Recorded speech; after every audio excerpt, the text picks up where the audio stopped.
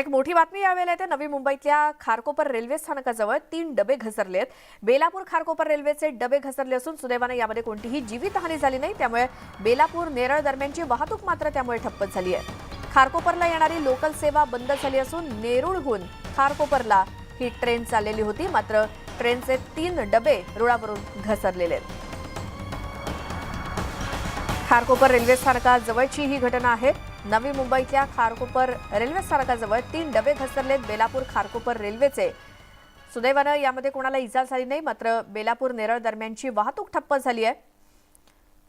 खारकोपरला येणारी लोकल सेवा त्यामुळे बंद झाली आहे आणि नेरूळहून खारकोपरला ही ट्रेन जात असतानाच 3 डबे रुळावरून घसरल्याची ही दृश्य। प्रमोद पाटील आमचे प्रतिनिधी आपल्या सोबत फोन लाईन वरती आहेत। प्रमोद, कधीची ही घटना? ही सकाळी 9 वाजताची घटना आहे। 9:05 ही घटना आहे। जी नेरूळवरून ट्रेन जी होती ती खारकोपर या ठिकाणी निघाली होती, मात्र अचानक खारकोपर आणि बामणडोंगरी या 2 स्टेशनच्या मध्ये रुळावरून हे 3 डबे जे आहेत हे खाली घसरले। कोणालाही दुखापत झालेली नाहीये, मात्र सकाळच्या चाकरमान्यांना याचा नाहक त्रास सहन करावा लागलाय।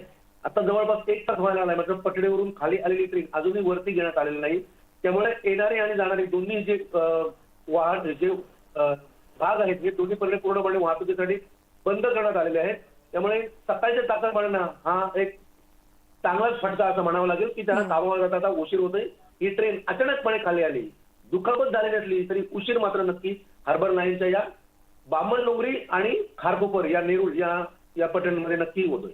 बरोबर आहे प्रमोद, धन्यवाद तुम्ही दिलेल्या माहितीसाठी।